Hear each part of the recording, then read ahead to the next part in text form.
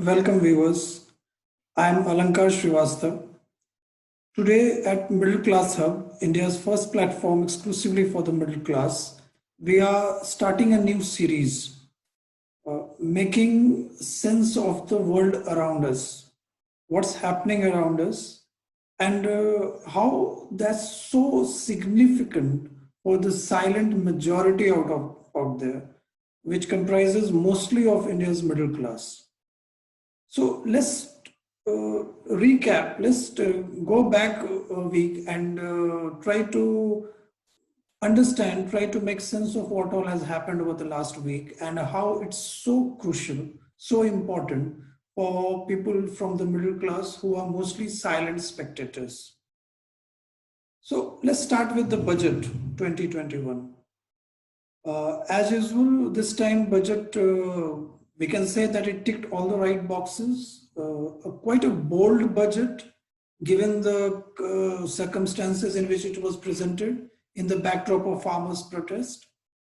So despite the government suffering a huge political blowback in terms of farmers' protest, the reform that was initiated last year, government has gone ahead and made some radical announcements in the budget, which includes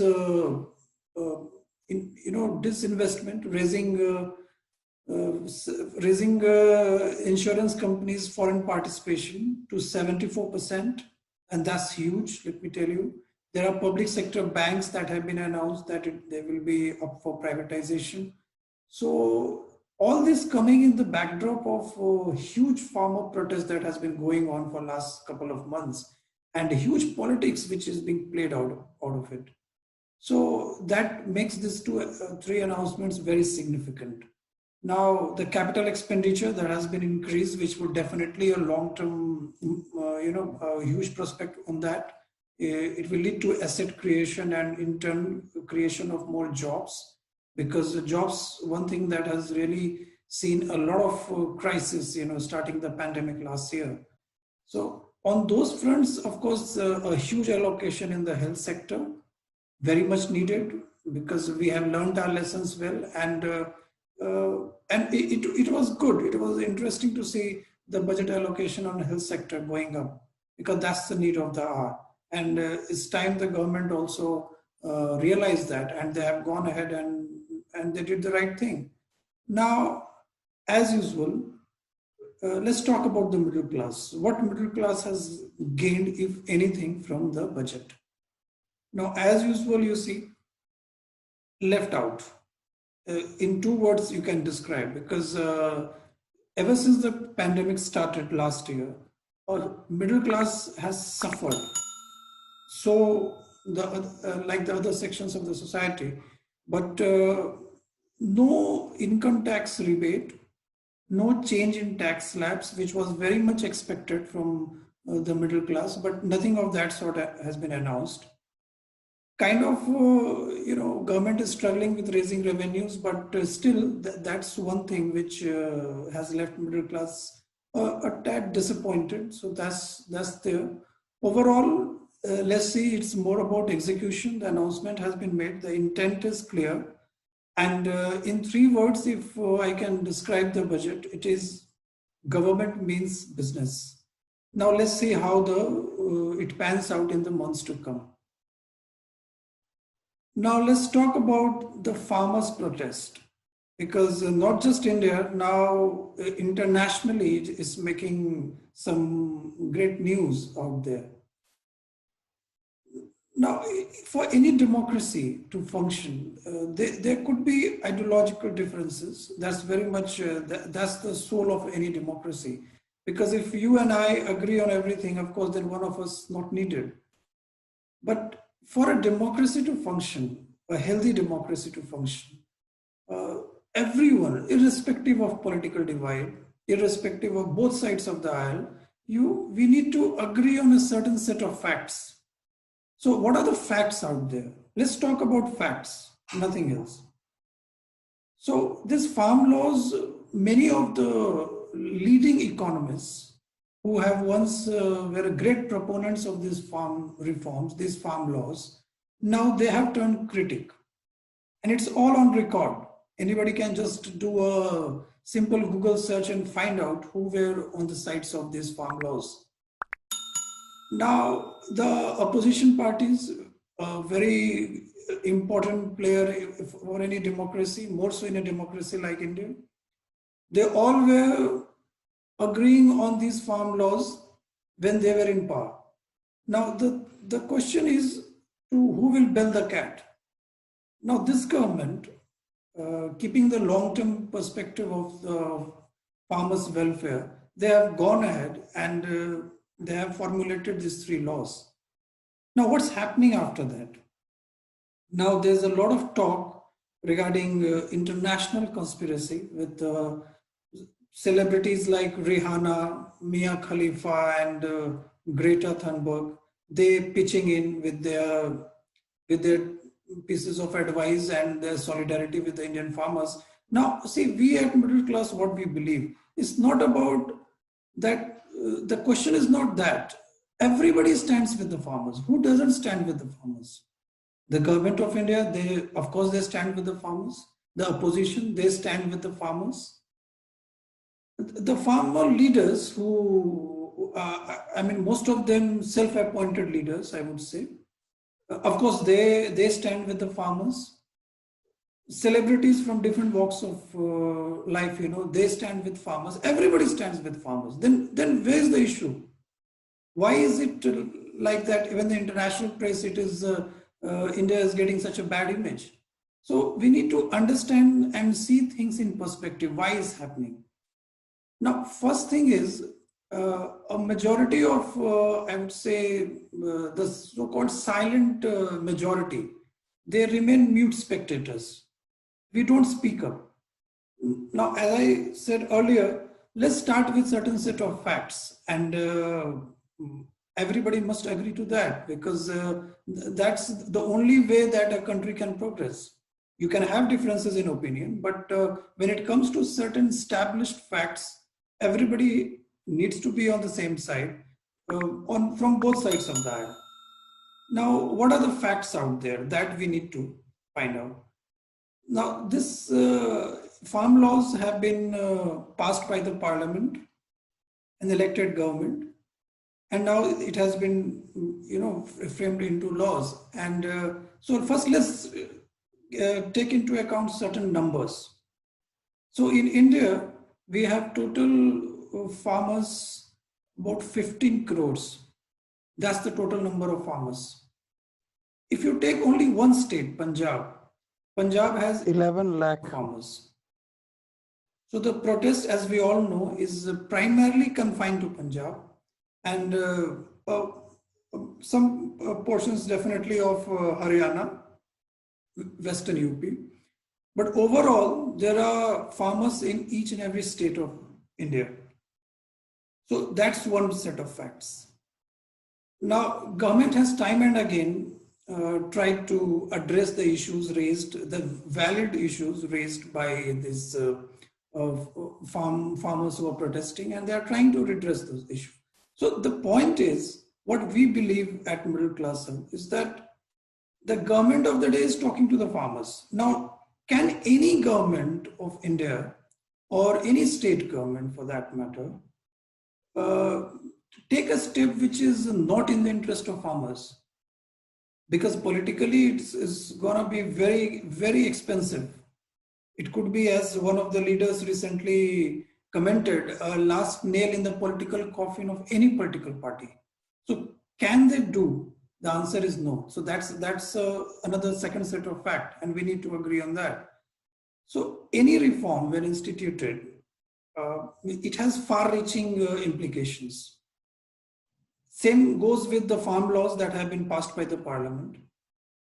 Now let's talk about a lot of press, a lot of narrative is being built around a tweet by certain celebrities. Rihanna, most prominent of them, one climate activist, Greta Thunberg, one porn star, Mia Khalifa, and many others. They are protesting, they are tweeting, and they are showing the support to the farmers. Now, my point is, our point at Middle Class Hub is, does the government of India, do they don't stand with the solidarity of farmers? Do they don't care for the farmers? Is that the case? No. So this whole narrative seems to be missing the main point. That's the issue that we need to address. Now, when we talk about certain Indian celebrities, the god of cricket, Sachin Tendulkar, he also tweeted in saying that let's stay united. Now, what's wrong with that? That's one thing that's going on ever since he was brutally trolled and criticized for towing the government line. Now, our point at Middle Class Hub is, was this business of towing government line or towing farmers line? See, the line is one only. The line is one. The line is implementing certain structural reforms that will lead to welfare of more and more farmers.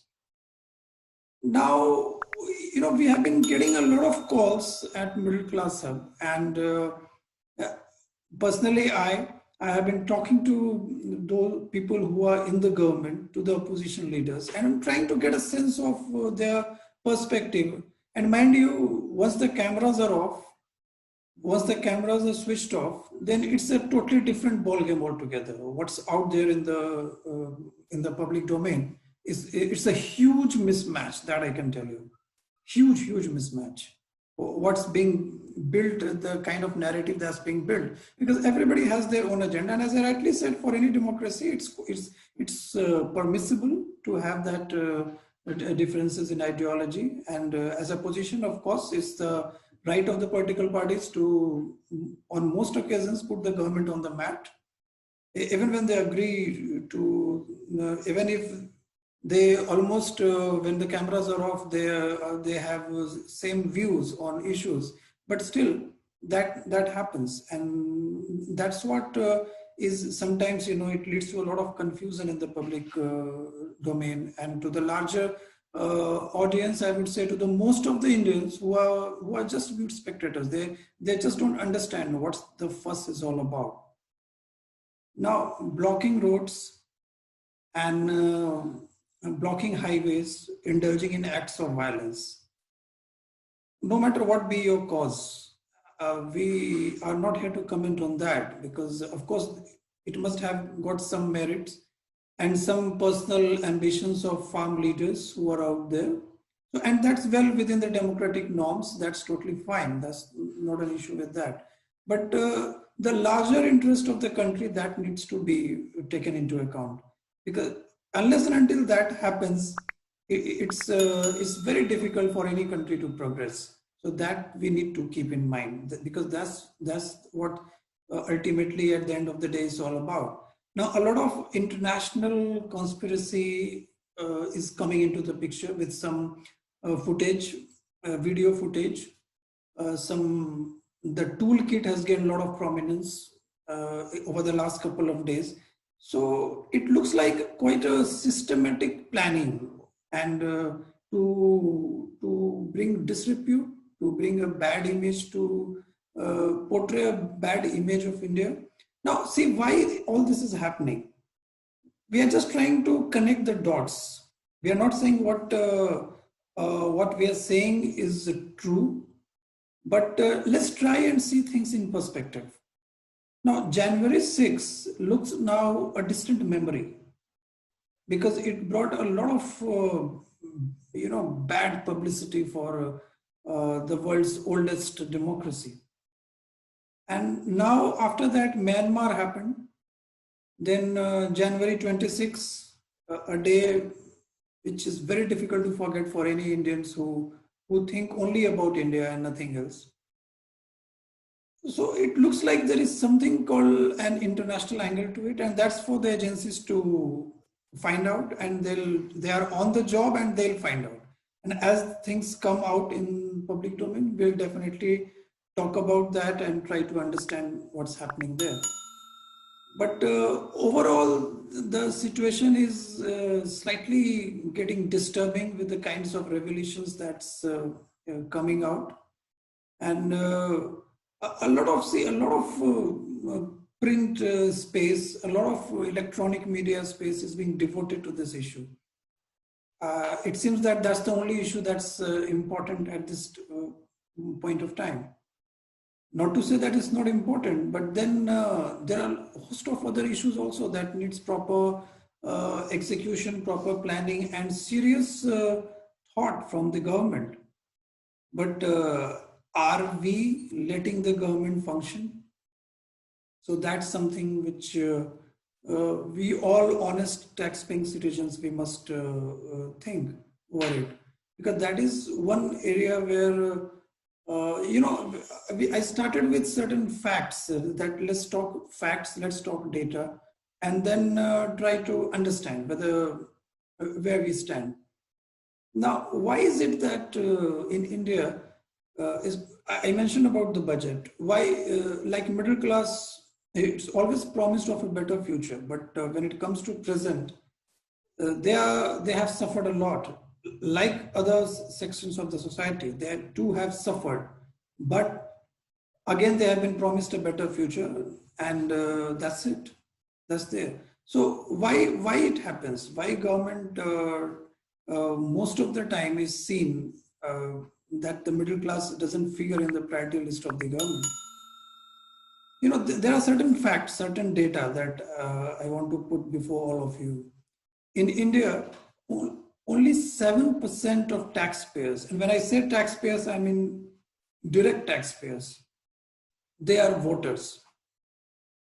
So ultimately, whether we like it or not, it's about vote bank. If you matter as a vote bank, you will be heard. I have been told this on camera, I have been told this in private conversations that I keep having with leaders from both sides of the aisle, and they have said this. Unless and until we start voting, our interests will not be taken care of. And it's just that people who make most of the noise, they get all the attention, whether it be from the media, from the government, from the opposition. That's the sad reality of our times. But honestly, that's not the real picture. And Middle Class Hub is nothing but that initiative, that platform that tries to build the correct narrative. Talk about issues that matter.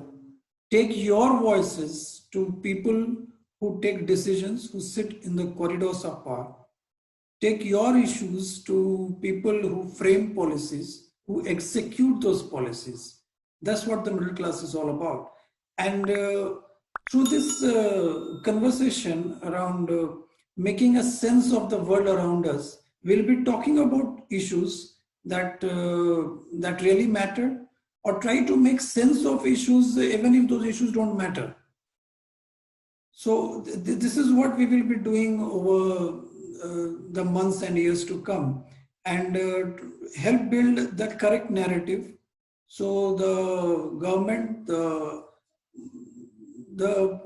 opposition, everyone across the board, they also take into account the interests, the concerns of the Indian middle class. Thank you so much, viewers. I'll again we'll look forward to connect with all of you, and we'll again try to make sense of what's happening around us. Take care. Thank you so much.